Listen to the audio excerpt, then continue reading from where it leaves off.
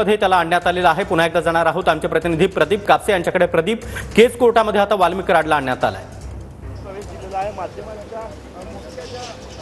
सागर अगदी बरोबर आहे। सध्या आपण पाहतोय की याच जिल्हा सत्र न्यायालयामध्ये सध्या वाल्मिक कराडला आणण्यात आलेला आहे आणि थोड्या वेळामध्ये श्रीमती एस.व्ही. पावसकर ज्या आहेत या कोर्टासमोर ही सुनावणी जी आहे ती पार पडणार आहे।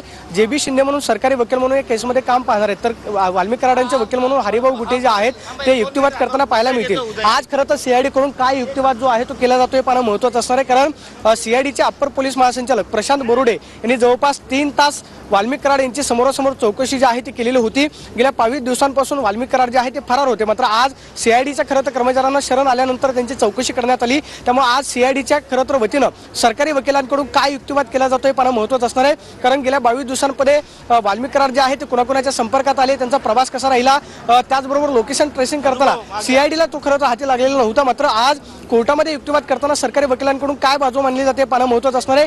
दुसऱ्या बाजूला त्यांचा प्रयत्न असणार आहे तो म्हणजे संतोष देशमुख हत्या प्रकरणामध्ये वाल्मिक कराड यांच्यावरती संशय जो आहे तो व्यक्त केला जातो, मात्र हत्या प्रकरणासंदर्भात वाल्मिक कराड यांच्यावरती कोणताही गुन्हा दाखल नाही। मात्र या प्रकरणामध्ये असलेल्या खंडणीच्या गुन्ह्यामध्ये वाल्मिक कराडांवरती सध्या गुन्हा दाखल आहे। 2 कोटींची खंडणी जी आहे ती मागितल्या प्रकरणी त्यांच्यावरती गुन्हा जो आहे तो दाखल करण्यात आलेला होता आणि याच गुन्ह्यामध्ये गेल्या 22 दिवसांपासून वाल्मिक कराड जे आहे ते फरार होते। मात्र आज सीआयडीला शरण गेल्यानंतर त्यांची चौकशी करण्यात आली। त्यांना पुणे ते नक्कीच प्रदीप, या सुनावणीकडे आपलं लक्ष असणारच आहे। तर केस कोर्टामध्ये सध्या ही सुनावणी आता कुठल्याही क्षणी सुरू होणार आहे। वाल्मिक कराडला केस कोर्टामध्ये आणण्यात आलाय।